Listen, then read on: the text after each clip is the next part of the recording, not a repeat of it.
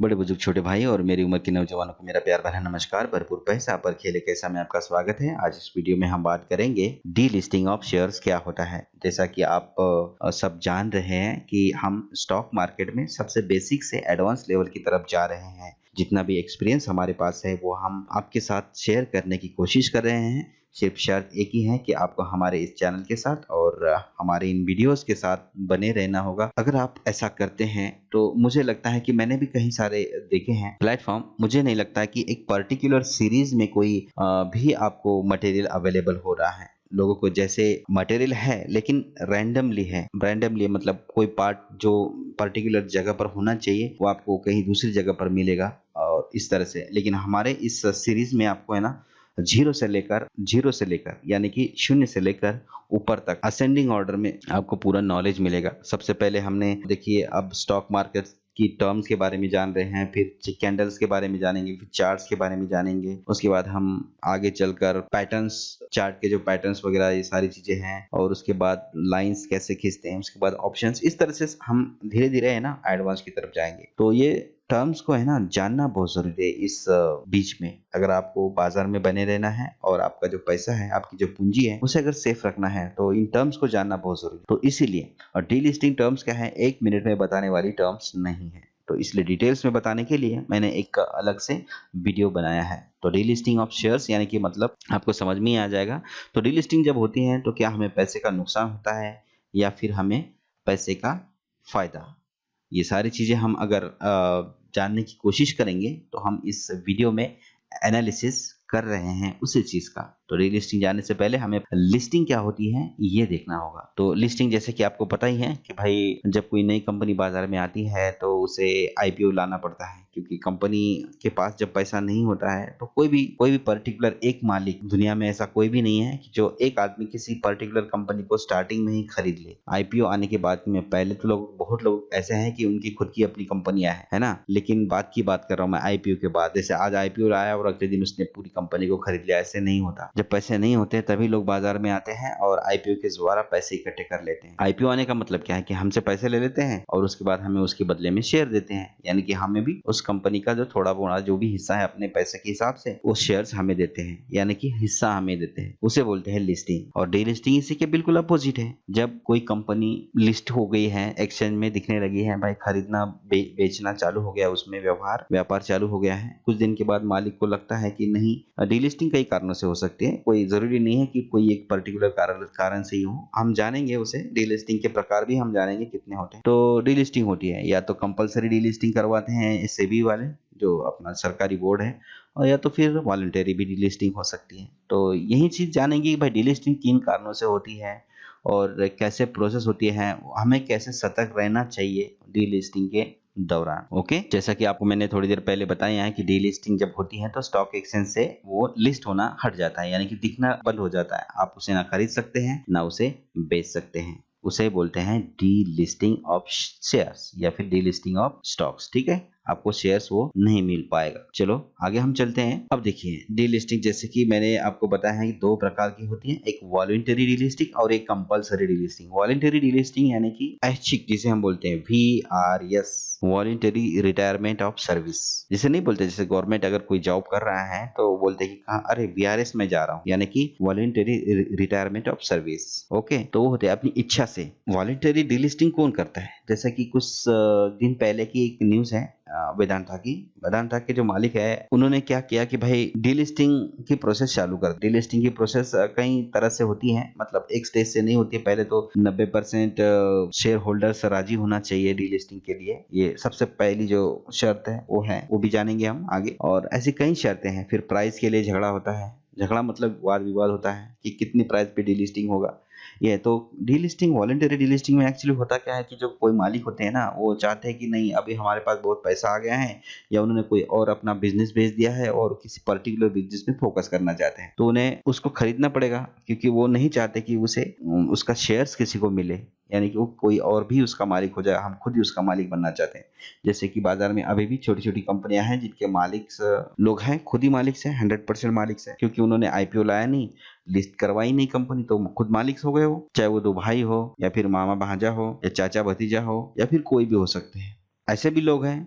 Company एक बार list होती है, आम जनता के लिए शेयर्स इश्यू होते हैं। जब मालिक वापस खरीदना चाहता है उसे, उस पूरी कंपनी को, तो वो डीलिस्ट करवाता है। तो वो डीलिस्ट, जब इस तरह की जो डीलिस्ट करवाता है उसे वॉलंटरी बोलते हैं। यानी कि वो पूरी की पूरी कंपनी अपने नाम पे कराना चाहता है, और अगर किसी कंपनी का प्राइस, शेयर्स का प्राइस अगर 5 रुपए चल रहा है, तो इस तरह की डीलिस्टिंग में, वॉलंटरी डीलिस्टिंग में, उसे 5 रुपए से ऊपर खरीदना होगा। क्योंकि 5 रुपए में अगर कोई वो खरीदना चाहेगा तो कोई नहीं बेचेगा, क्योंकि आप और हमारे पास तो 50 शेयर, 1000 2000 ज्यादा से ज्यादा इतने ही हो सकते हैं शेयर्स किसी भी कंपनी के। लेकिन ऐसे लोग हैं जिनके पास करोड़ों शेयर्स हैं, तो वो लोग है ना राजी नहीं होते हैं। अगर कोई किसी चीज की कीमत 5 रुपए चल रही है, अगर डीलिस्टिंग करवा रहा है मालिक, तो वॉलंटरी डीलिस्टिंग, तो वो 5 रुपए में बिल्कुल नहीं बेचेंगे, वो उस बिडिंग में शामिल ही नहीं होंगे। तो इस तरह से होता है। तो इसलिए मालिक को क्या है, उससे ज्यादा करंट रेट जो चल रहा है, करंट प्राइस जो चल रही है, उससे ज्यादा प्राइस लगानी होती है और डीलिस्टिंग की प्रोसेस को आगे बढ़ाना होता है, तब वो डीलिस्टिंग सक्सेस होती है। और दूसरी होती है compulsory delisting. Delisting, voluntary delisting समझ में आ गई? एक बार फिर से बताता हूँ।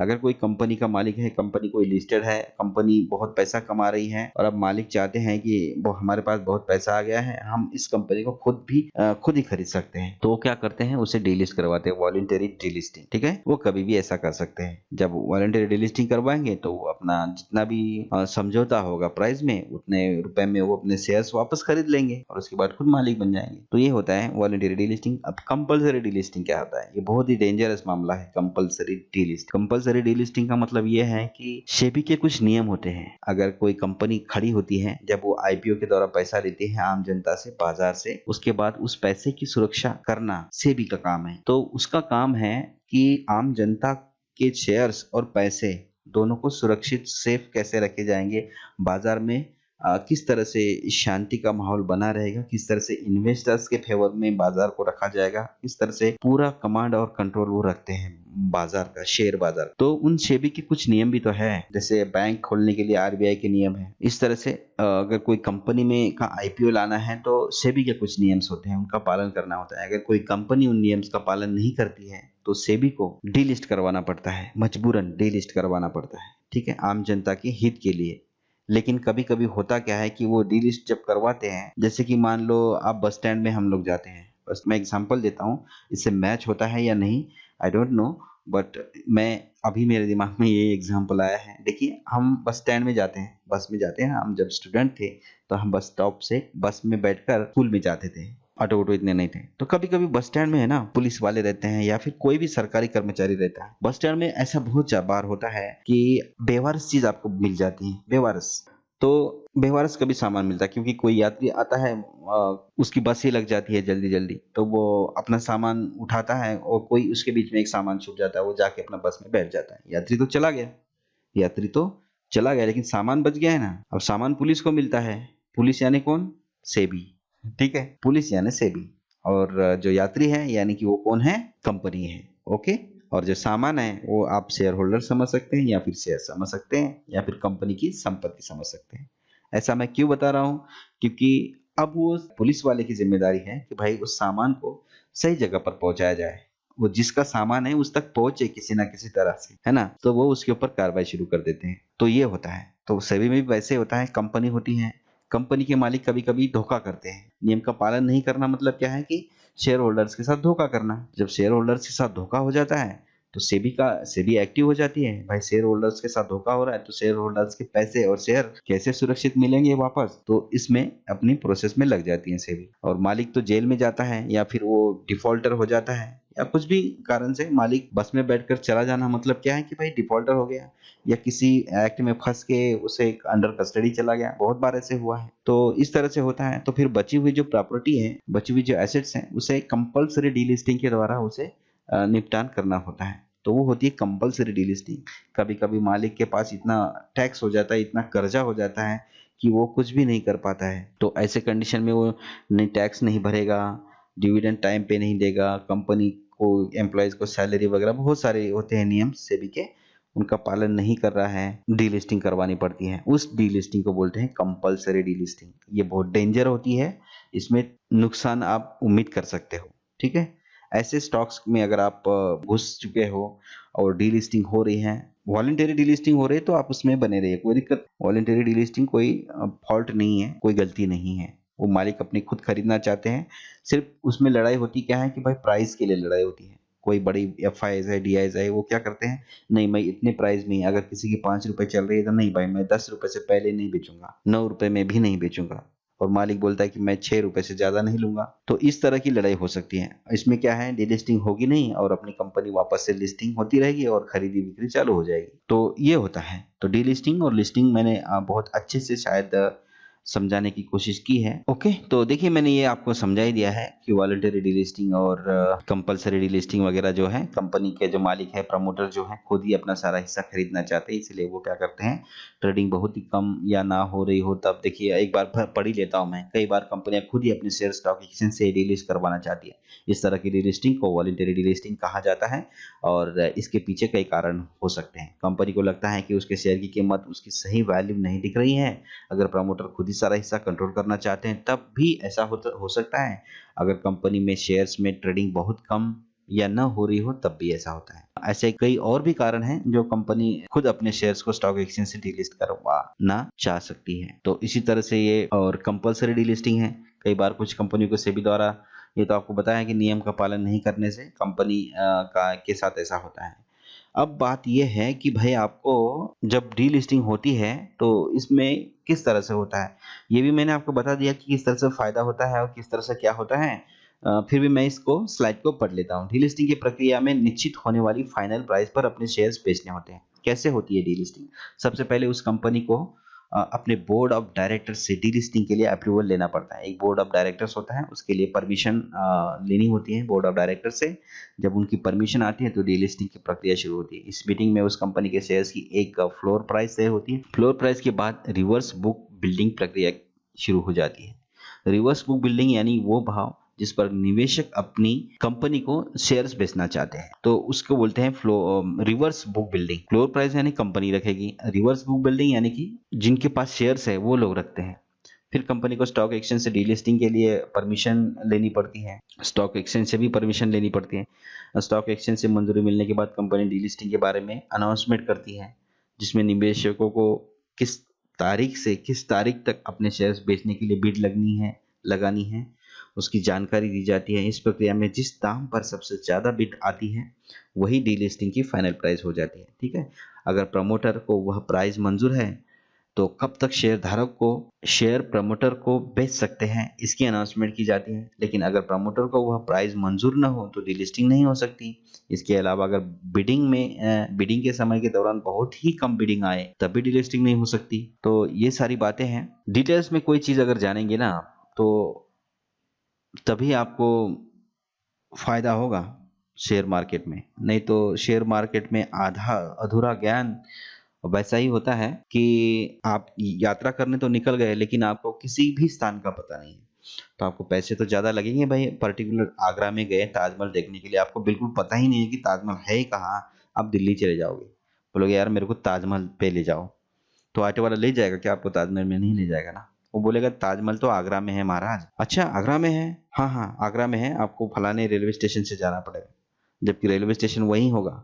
लेकिन वो क्या बोलेगा कि उसको पता है ना भाई, इसको कुछ नहीं पता है। ऑटो वाले को पता है ये यात्री है, इसे कुछ नहीं पता है। अब इसे जाना आगरा है, अब आ गया पता नहीं कहाँ, तो वो स्टेशन पे ही है। अब फिर बोलेगा कि भाई आपको फलाने स्टेशन से जाना होगा। वो 1 नंबर प्लेटफॉर्म की तरफ जब यात्री होगा तो उसे 5 नंबर की तरफ छोड़ देगा, बोलेगा यहाँ से आपको गाड़ी मिलेगी, रेलवे स्टेशन वही है। तो फिर ऐसे लूटमारी होती है अगर आपको चीजें पता नहीं होगी तब। तो इसलिए जानने की कोशिश करो, कुछ नहीं होता, सब फ्री में आजकल मिल रहा है। पहले ना किताबें खरीदते थे 200-250 रुपए में, छोटी सी किताब आती थी। बहुत किताबें मैंने पढ़ी है, ऐसे नहीं है। हाँ मैंने क्या है सिर्फ किताबें पढ़ी थी पहले, काफी दिनों तक मैं किताबें पढ़ता रहा, उसके बाद में मार्केट में आया था। तो अभी तो यूट्यूब में दुनिया भर का नॉलेज मिलता है यार, बहुत सारा नॉलेज मिलता है। आप कहीं पर भी जाके किसी भी टर्म के बारे में 50 आपको वीडियोस मिल जाएंगे, ऐसे रिटर्न टेक्स्ट में मिल जाएंगे 50 टाइम्स कि फलानी चीज को अगर आप नहीं समझ पाए तो डिटेल्स में समझाने के लिए आपको 50 मटेरियल्स मिल जाएंगे। तो कितना आसान हो गया नॉलेज को लेना। तो इस नॉलेज को ले ले कृपया करके, क्योंकि यही नॉलेज है जो आपको बचाएगा लाइफ में। मेरा एक्सपीरियंस मैं शेयर कर रहा हूँ आपके साथ में। तो देखिए डी लिस्टिंग और स्टॉक में तेजी क्यों आती है, तो मैंने आपको बता ही दिया भाई। तेजी आने का कारण यह है कि अगर वॉलंटरी डी लिस्टिंग हो गई है और कंपनी का मालिक बहुत ही पैसे वाला है और वो चाहता है कि मैं 5 रुपए की चीज आज मालिक बनना ही चाहता हूँ किसी भी कंडीशन में, तो वो 5 की चीज मैं 10 में ही लूंगा, तो हो गया। ऐसी कंडीशन में स्टॉक की प्राइस ऊपर जाएगी ना भाई, प्राइस ऊपर जाएगी, डबल हो जाएगी, तो ऐसे में तो फायदा होगा। तो इसी के कारण स्टॉक में क्या है, तेजी आती है डीलिस्टिंग में। अन्यथा डीलिस्टिंग में अगर वॉल्यूम कंपलसरी है तो उसमें तेजी नहीं आती है, ठीक है। हाँ, वॉलंटरी डीलिस्टिंग में तेजी आती है। अब डीलिस्टिंग की शर्तें देखिए। प्रमोटर्स 90% शेयर धारकों की लिखित सहमति से अपनी कंपनी को डीलिस्ट करा सकते हैं। सेबी के नियमों के मुताबिक ऐसे मामलों में प्रमोटर्स मर्चेंट बैंकर की सलाह से कंपनी के शेयर्स का एग्जिट प्राइस तय करता है। इसके बाद आम शेयर धारकों को सूचना दी जाती है।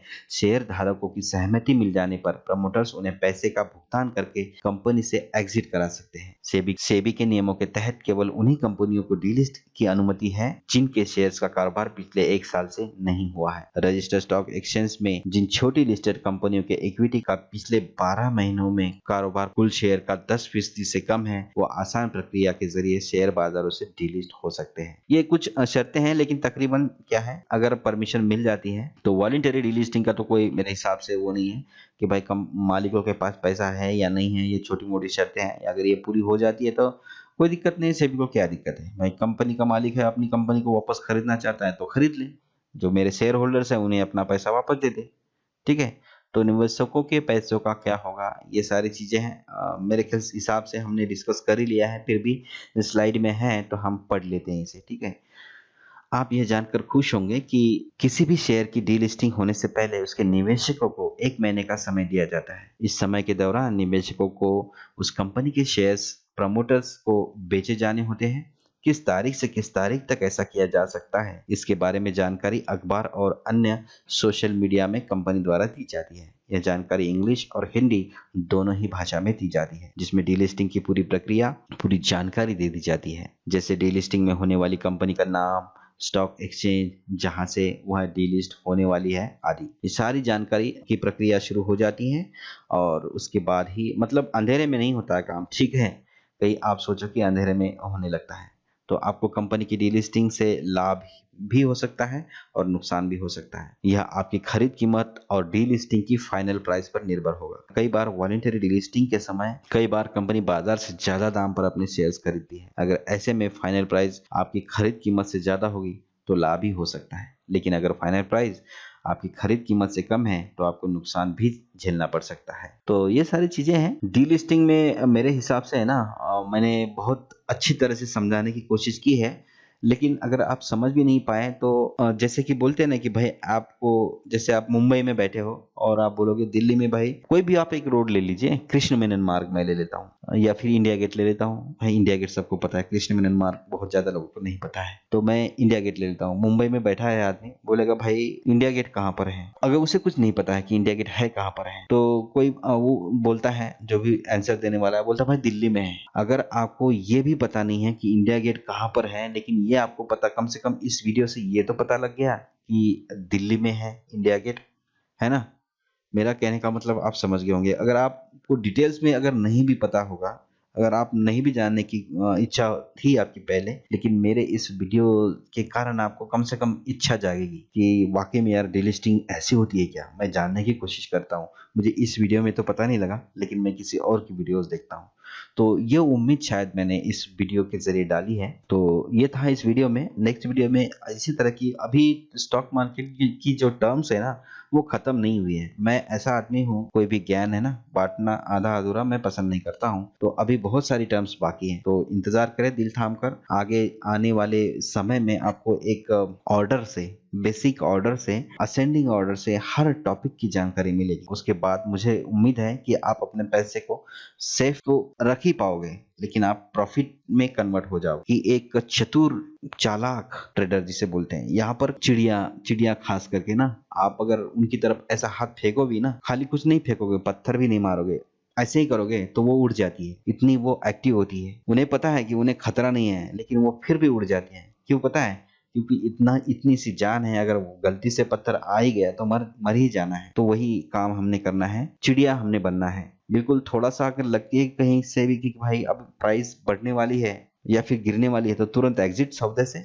अगर आपको तुरंत कहीं से भी ऐसी आहट आई कि प्राइस अब बढ़ने वाली है, चाहे आपको न्यूज मिले ना मिले, आप चार्ट के पैटर्न को देखकर फाइंड आउट कर सकते हो। चार्ट का पैटर्न बोलता है कोई आंधी आने से, तूफान आने से पहले है ना, एक तूफान आने से पहले एक शांति जिसे बोलते हैं ना, ऐसे ही नहीं बोलते हैं, तूफान से पहले की शांति है ये, है ना। मार्केट में जब तूफान आने लगता है ना तो कैंडल बोलता है, पहले कैंडल कहता है आपको, कैंडल उसी अकॉर्डिंग रिएक्शन देता है। अगर गिरावट का समय चल रहा है और भारी गिरावट आने वाली है तो शांत रहेगा कैंडल, ना बढ़ेगा ना घटेगा ना बढ़ेगा, थोड़ा थोड़ा हल्का हल्का हल्का हल्का नीचे जाने लगेगा और एकदम से ऐसे झटका देगा ना, बुरी तरह झटका देगा ना कि सीधा 300 पॉइंट बैंक निफ्टी नीचे। ये होते हैं तूफान आने से पहले की शांति। इन शांतियों को आपको ढूंढना पड़ेगा, पहचानना पड़ेगा। जब आपको इनकी पहचान होगी ना तो आपको, कसम से मैं बोलता हूँ, अपनी ईमानदारी से बोलता हूँ, कोई भी नहीं धोखा देगा इस बाजार में आप। तो ये सब चीजें हैं। चलो भावनात्मक हो गए थे थोड़ा सा, मिलते हैं नेक्स्ट वीडियो में किसी और इन्फॉर्मेशन के साथ। तब तक के लिए गुड बाय, नमस्कार, टेक केयर।